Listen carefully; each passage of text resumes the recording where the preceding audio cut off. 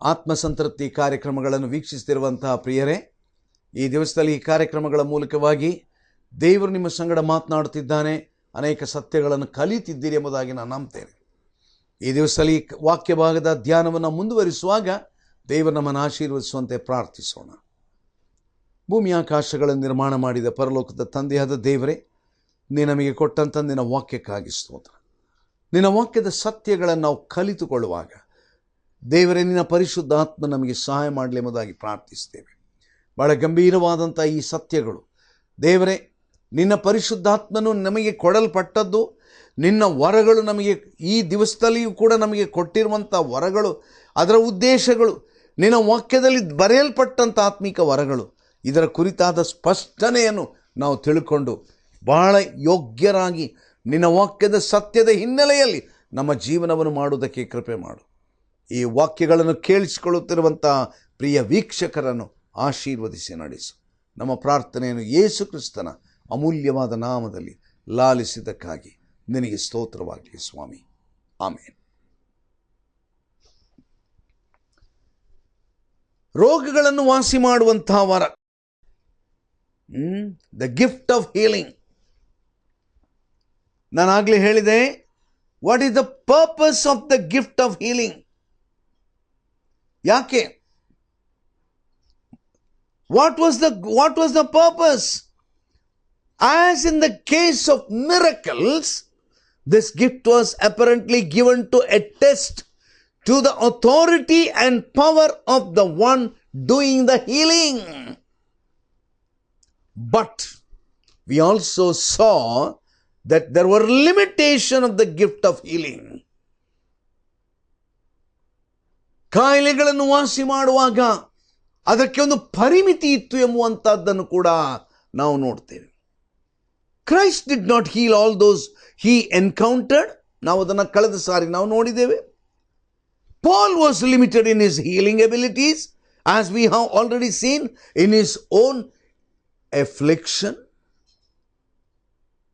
ಭಕ್ತನಾದಂಥ ಪೌಲನು ಆತನು ಕೊರಿಂಥದವರಿಗೆ ಬರೆಯುವಾಗ ತನ್ನಲ್ಲಿದ್ದಂಥ ಒಂದು ಕೊರತೆಯ ಕುರಿತಾಗಿ ಆತನು ಬರೀತಾನೆ. ಏನು ಬರೀತಾನೆ? 12ನೇ ಅಧ್ಯಾಯ. ಭಕ್ತನಾದಂಥ ಪೌಲನು ಬರೆಯುವಂಥದ್ದು 2 ಕೊರಿಂಥ 12ನೇ ಅಧ್ಯಾಯ.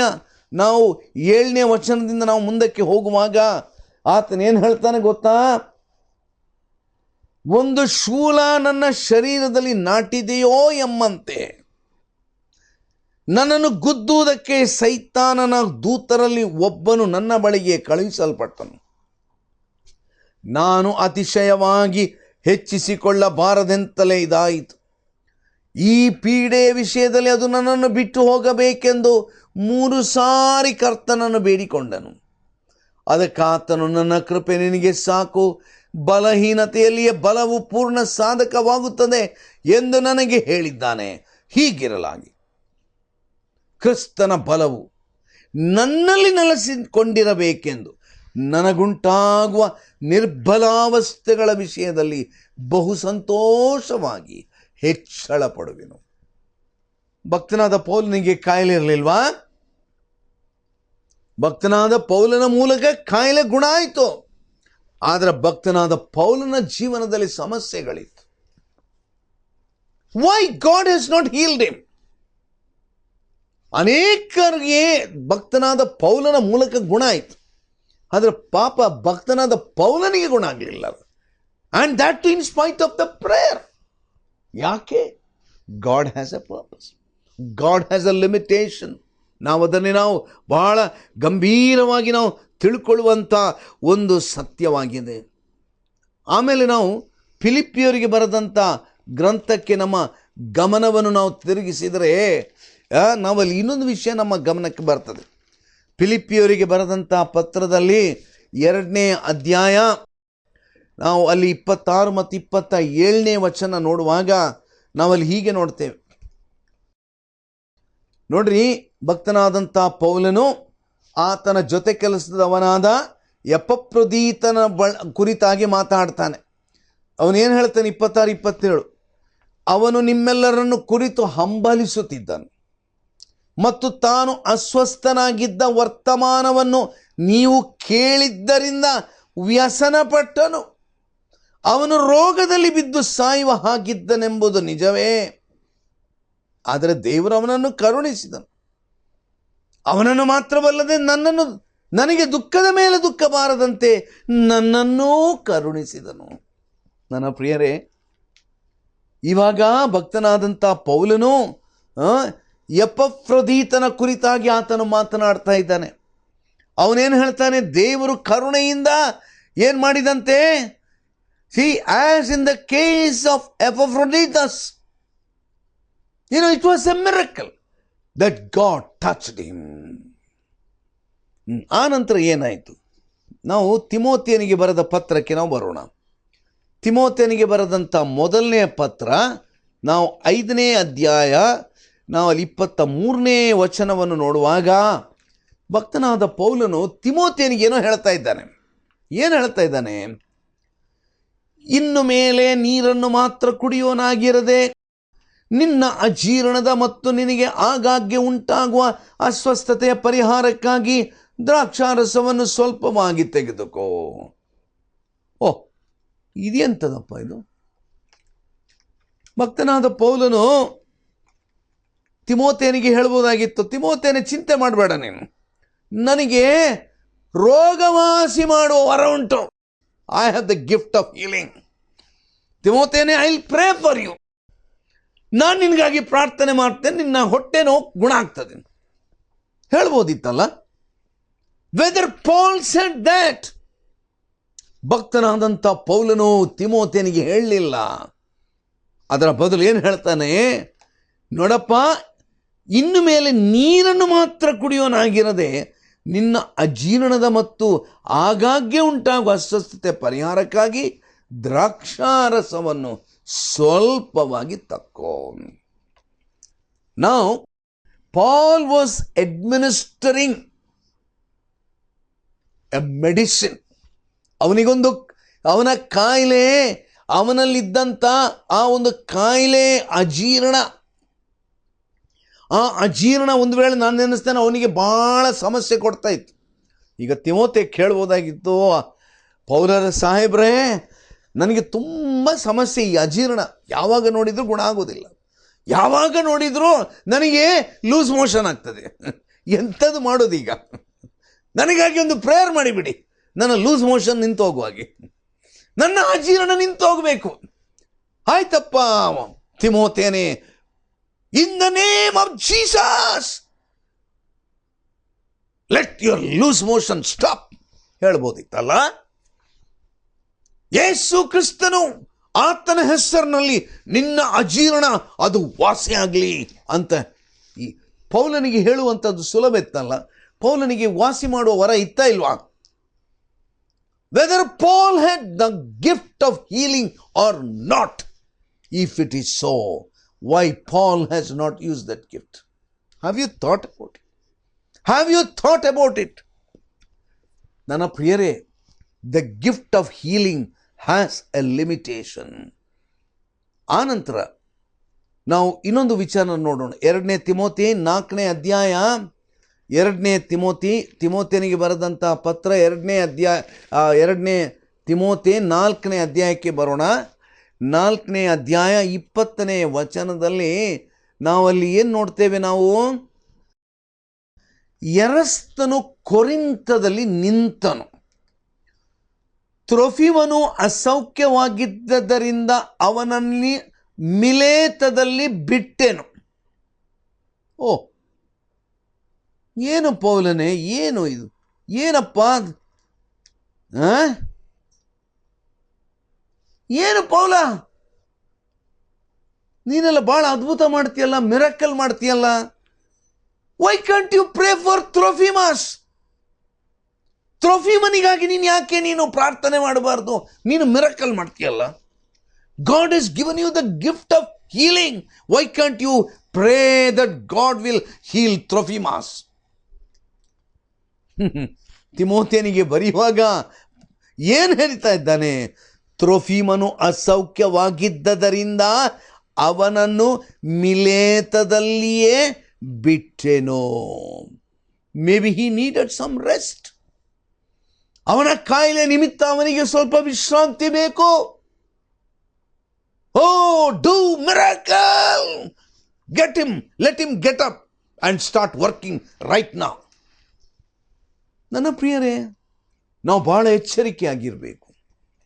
God has given the gift of healing to Paul, but he was not misusing that.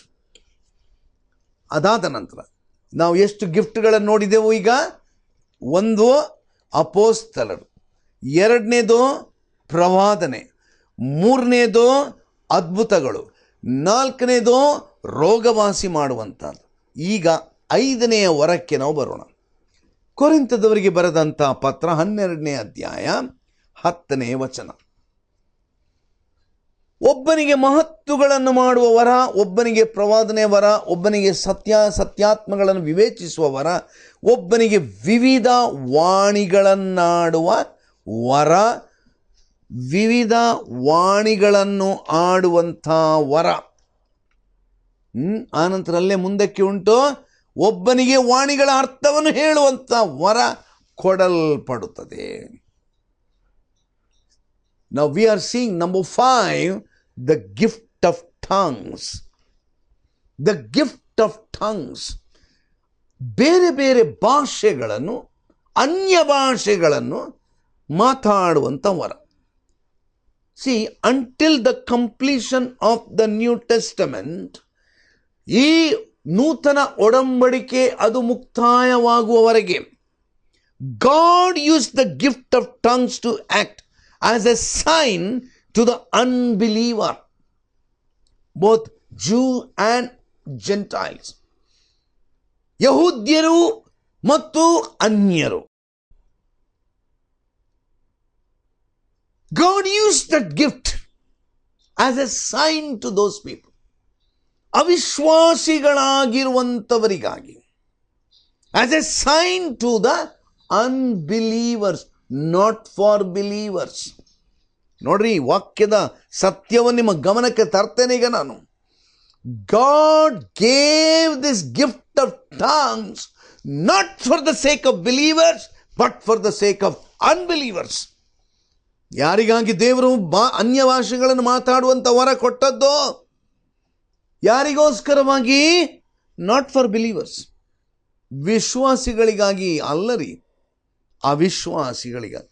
1 ಕೊರಿಂಥ 14ನೇ ಅಧ್ಯಾಯ, 1 ಕೊರಿಂಥ 14ನೇ ಅಧ್ಯಾಯ, ನಾವಲ್ಲಿ 4ನೇ ವಚನವನ್ನು ನೋಡೋಣ. ವಾಣಿಯನ್ನಾಡುವವನು ತನಗೆ ಮಾತ್ರ ಭಕ್ತಿ ವೃದ್ಧಿಯನ್ನುಂಟು ಮಾಡುತ್ತಾನೆ, ಪ್ರವಾದಿಸುವವನು ಸಭೆಗೆ ಭಕ್ತಿ ವೃದ್ಧಿಯನ್ನುಂಟು ಮಾಡುತ್ತಾನೆ. ನೀವೆಲ್ಲರೂ ವಾಣಿಗಳನ್ನು ಆಡಬೇಕೆಂದು ನಾನು ಅಪೇಕ್ಷಿಸಿದರು, ಅದಕ್ಕಿಂತಲೂ ನೀವು ಪ್ರವಾದಿಸಬೇಕೆಂಬುದು ನನ್ನ ಇಷ್ಟ. ವಾಣಿಗಳನ್ನಾಡುವವನು ಸಭೆಗೆ ಭಕ್ತಿ ವೃದ್ಧಿಯನ್ನುಂಟು ಮಾಡುವುದಕ್ಕಾಗಿ ಆ ವಾಣಿಯ ಅರ್ಥವನ್ನು ಹೇಳದೆ ಹೋದರೆ ಅವನಿಗಿಂತ ಪ್ರವಾದಿಸುವವನು ಶ್ರೇಷ್ಠ. ನೋಡ್ರಿ, ಭಕ್ತನಾದಂಥ ಪೌಲನ್ ಏನು ಹೇಳ್ತಾ ಇದ್ದಾನೆ 4ನೇ ವಚನದಲ್ಲಿ? He that speaketh in an unknown tongue edifieth himself, but he that prophesieth edifieth the church. Wherefore tongues are for a sign. 22ನೇ ವಚನಕ್ಕೆ ಬನ್ರಿ. ಆದುದರಿಂದ ಏನುಂಟು ವಚನ ಗಮನಿಸಿರಿ, ಬೈಬಲ್ ತೆಗೆದು ನಿಮ್ಮ ಹತ್ರ ನೋಡ್ರಿ. 22ನೇ ವಚನ, ಆದುದರಿಂದ ವಾಣಿಗಳನ್ನಾಡುವುದು ನಂಬದವರಿಗೆ ಸೂಚನೆಗಾಗಿದೆ ಹೊರತು ನಂಬುವವರಿಗೆ ಸೂಚನೆ ಅಲ್ಲವೆಂದು ನಾವು ತಿಳ್ಕೊಳ್ಳಬೇಕು. Wow wow wow. ಇವತ್ತಿನ ದಿವಸ ಭಾರಿ ಜೋರಾಗಿ ಗದ್ದಲ ಮಾಡ್ತಾರೆ. ಬಿಲೀವರ್ ಆಗಿರಬೇಕು, ಬಿಲೀವರ್ ಆದರೆ ನಿಮಗೆ ಟಂಗ್ಸ್ ಬೇಕು. ಬೈಬಲಲ್ಲಿ ಏನು ಹೇಳ್ತಾ ಉಂಟು? Tongues is not meant for believers. ಅನ್ಯ ಭಾಷೆಗಳನ್ನಾಡುವಂಥದ್ದು 22ನೇ ವಚನ. ಆದುದರಿಂದ ವಾಣಿಗಳನ್ನಾಡುವುದು ನಂಬದವರಿಗೆ ಸೂಚನೆಗಾಗಿ ಹೊರತು ನಂಬುವವರಿಗೆ ಅಲ್ಲವೇ ಅಲ್ಲ. ನಂಬುವವರಿಗೆ ಅಲ್ಲವೇ ಅಲ್ಲ. 1 ಕೊರಿಂಥ 12ನೇ ಅಧ್ಯಾಯ 10ನೇ ವಚನದಲ್ಲಿ ನಾವು ಈಗಾಗಲೇ ಅದನ್ನು ಓದಿದ್ದೇವೆ. ಕೇವಲ ಗಿಫ್ಟ್ ಆಫ್ ಟಂಗ್ಸ್ ಅಲ್ಲ, see the gift of the interpretation of the tongue. ಅನ್ಯ ಭಾಷೆಗಳನ್ನಾಡುವುದರ ಜೊತೆಯಲ್ಲಿ ಅದರ ಅರ್ಥ ವಿವರಣೆ ಮಾಡಬೇಕು. See this is the supernatural ability to clarify and interpret the message what has been spoken in an unknown tongue. So it is not only the gift of tongue, it is also included the gift of the interpretation of the tongue. ಒಳ್ಳೆಯದು. 7ನೇದು, so ಹಾಗಾದರೆ ಒಂದೊಂದಾಗಿ ನಾವು ಮರೆತು ಹೋಗಬಾರ್ದು. The gift of apostleship. Number 2 the gift of ಯಾವುದು? 2ನೇದು the prophecy. Number 3 the gift of miracles. Number 4 the gift of healing. Number 5 the gift of tongues. Number 6 the gift of interpretation.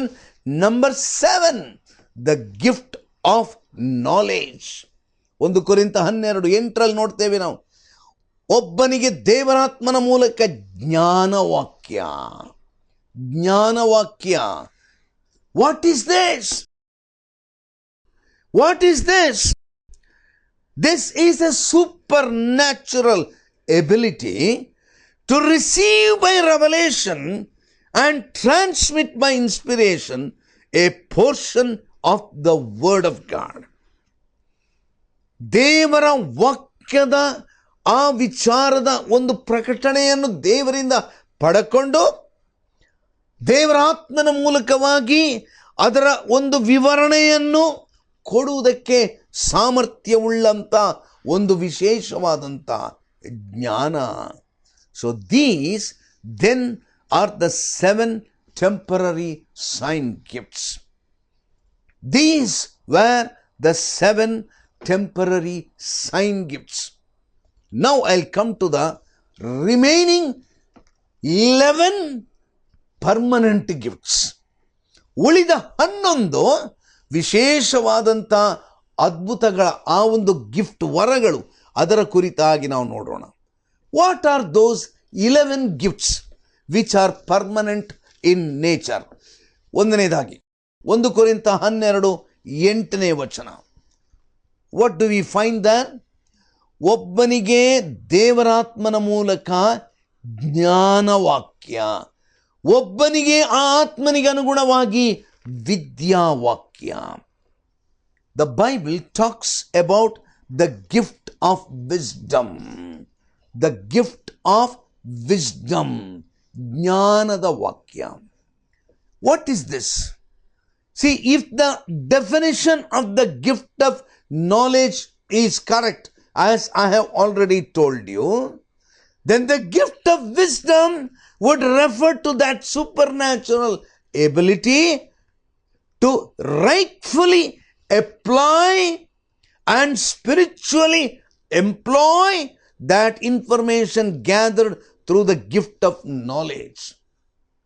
ನನ್ನ ಪ್ರಿಯರೇ, ದೇವರು ನಮಗೆ ಕೊಟ್ಟಂಥ ದೇವರ ವಾಕ್ಯದ ಆ ತಿಳುವಳಿಕೆಯಿಂದ ನಾನು ಯಾವ ರೀತಿಯಲ್ಲಿ ನಾನು ಜೀವಿಸಬೇಕು ಎಂಬುದನ್ನು ನಾನು ಅನ್ವಯಿಸಿಕೊಂಡು ಅದಕ್ಕನುಗುಣವಾಗಿ ನಾನು ಬೋಧನೆ ಮಾಡತಕ್ಕಂಥ ಒಂದು ಶಕ್ತಿ.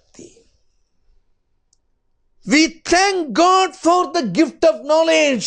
When the people in the early days, they wrote the book. They had the knowledge. God gave them the knowledge. ದೇವರು ಅವರಿಗೆ ಆ ಜ್ಞಾನವನ್ನು ಕೊಟ್ಟ. ಆದರೆ ಈ ದಿವಸದಲ್ಲಿ ನಾನು ಏನು ಮಾಡ್ತೇನೆ? ದೇವರು ನನಗೆ ಕೊಟ್ಟಂಥ ಈ ಜ್ಞಾನದ ಈ ಪುಸ್ತಕ, God has given me the word. Now, when God gives me the gift of wisdom, what is the gift of wisdom? ಜ್ಞಾನದ ವಾಕ್ಯ ಅಂದರೆ ನಾನೊಂದು ಹೊಸ ವಾಕ್ಯ ಪಡ್ಕೊಳ್ಳೋದಿಲ್ಲ. ಬೈಬಲಲ್ಲಿ ಬರೆದಿರತಕ್ಕಂಥ ವಾಕ್ಯವನ್ನು ವಿವರಣೆ ಮಾಡತಕ್ಕಂಥ ಒಂದು ತಿಳುವಳಿಕೆ ದೇವರು ತನ್ನ ಸೇವಕನಿಗೆ ಕೊಡ್ತಾನೆ. ನನ್ನ ಪ್ರಿಯರು, ಈ ದಿವಸದಲ್ಲಿ ದೇವರ ಸೇವಕನಾಗಿ ಬಹಳ ದೀನತೆಯಿಂದ ನಾನು ಹೇಳ್ತಾ ಇದ್ದೇನೆ, ನಾನು ನಿಮ್ಮ ಮುಂದೆ ದೇವರ ವಾಕ್ಯವನ್ನು ವಿವರಿಸ್ತಾ ಇದ್ದೇನೆ. I am explaining and expounding the word of God. ದೇವರ ವಾಕ್ಯ ಎಲ್ಲರ ಕೈಯಲ್ಲಿ ಉಂಟು. ನಾವೆಲ್ಲರೂ ಬೈಬಲ್ ಓದ್ತೇವೆ ನಾವು.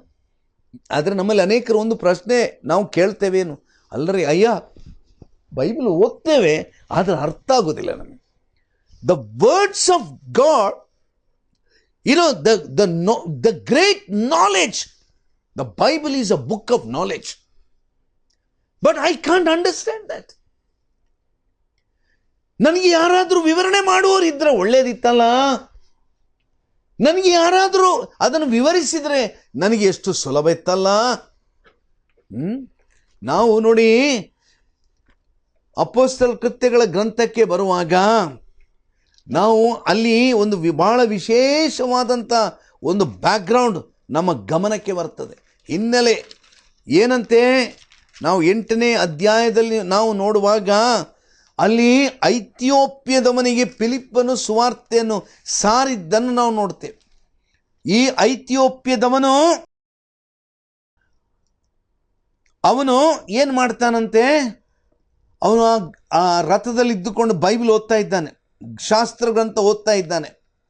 ಓದುವಾಗ ಫಿಲಿಪ್ಪನು ಓಡಿ ಹೋಗಿ ಆ ಮನುಷ್ಯನು, ಏಷಾ 8ನೇ ಅಧ್ಯಾಯ 30ನೇ ವಚನ 8:30, ಫಿಲಿಪ್ಪನು ಓಡಿ ಹೋಗಿ ಆ ಮನುಷ್ಯನು ಏಷಾಯ ಪ್ರವಾದಿಯ ಗ್ರಂಥವನ್ನು ಓದುತ್ತಿರುವುದನ್ನು ಕೇಳಿ, ಎಲೈ ನೀನು ಓದುವುದು ನಿನಗೆ ತಿಳಿಯುತ್ತದೋ ಅನ್ನಲು ಅವನು, ಯಾರಾದರೂ ನನಗೆ ಅರ್ಥ ತಿಳಿಸಿಕೊಟ್ಟ ಹೊರತು ಅದು ನನಗೆ ಹೇಗೆ ತಿಳಿದೀತೋ.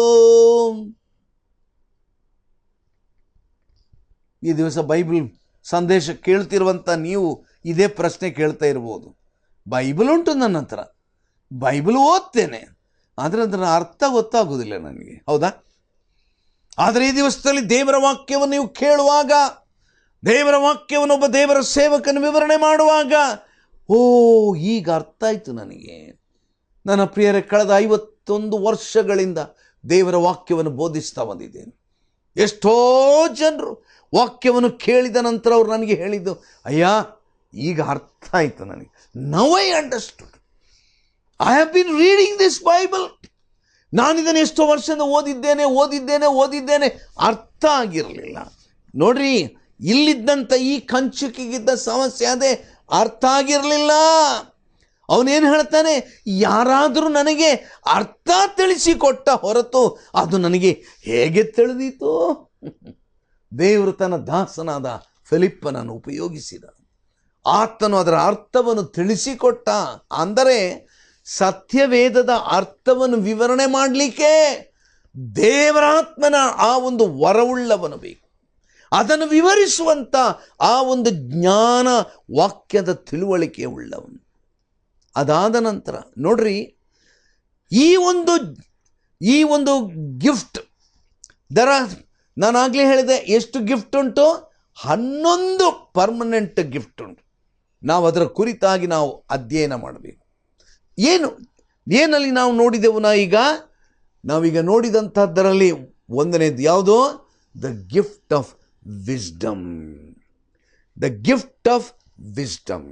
ಎರಡನೇದು the gift of discerning of spirit. 1 ಕೊರಿಂಥ 12ನೇ ಅಧ್ಯಾಯ 10ನೇ ವಚನ ಏನಂತ ಉಂಟು? ಸತ್ಯಾತ್ಮಗಳನ್ನು ವಿವೇಚಿಸುವಂಥ ವರ. ಸತ್ಯಗಳನ್ನು ವಿವೇಚಿಸುವಂತಹ ಒಂದು ವರ. The gift of discerning of spirits. ನನ್ನ ಪ್ರಿಯರ, ಈ ದಿವಸದಲ್ಲಿ ದೇವರ ಪವಿತ್ರಾತ್ಮನು ತನ್ನ ಮಕ್ಕಳಿಗೆ ಕೊಡತಕ್ಕಂಥ ಒಂದು ವರ ಯಾವುದಂತ ಹೇಳಿದರೆ, ಯಾವುದು ಸತ್ಯ, ಯಾವುದು ಅಸತ್ಯ ಎಂಬುದನ್ನು ವಿವೇಚನೆ ಮಾಡುವಂಥ ವರ. ನನ್ನ ಪ್ರಿಯರೇ, this is the gift, a supernatural ability to distinguish between the demonic, human and divine spirits in another person. ನನ್ನ ಪ್ರಿಯರೇ, ನಾವು ದೇವರ ವಾಕ್ಯವನ್ನು ನೋಡುವಾಗ, see both Peter and Paul, they possess this gift. ನನ್ನ ಪ್ರಿಯರೇ, ಈ ಒಂದು ವರ, ಹೌದು, ಇದು ದೇವರಾತ್ಮನಿಂದ ಇವನು ತುಂಬಿದ್ದಾನ ಅಥವಾ ದುರಾತ್ಮನಿಂದ ತುಂಬಿದ್ದಾನ? ಇವನು ಹೇಳುವಂಥದ್ದು ಅದು ದೇವರ ವಾಕ್ಯವ ಅಥವಾ ದುರಾತ್ಮನ ಹಿನ್ನೆಲೆಯಿಂದ ಹೇಳುವಂಥ ವಾಕ್ಯವ ಎ ಸ್ಪಿರಿಟ್ ಆಫ್ ಡಿಸರ್ನ್ಮೆಂಟ್. ಮುಂದಿನ ವಾರ ನಾನು ಮುಂದುವರಿಸ್ತೇನೆ. 2 ವಾರಗಳ ಕುರಿತು ನಾವು ಕಲ್ತೇವೆ. ಇವತ್ತು ಇನ್ನೂ 9 ವಾರ ಉಂಟು. ಮುಂದಿನ ವಾರದಲ್ಲಿ ನಾವು ಅದನ್ನು ಅಧ್ಯಯನ ಮಾಡೋಣ. ಅಲ್ಲಿಯವರೆಗೆ ದೇವರು ನಿಮ್ಮನ್ನು ಆಶೀರ್ವದಿಸಿ ನಡೆಸಲಿ.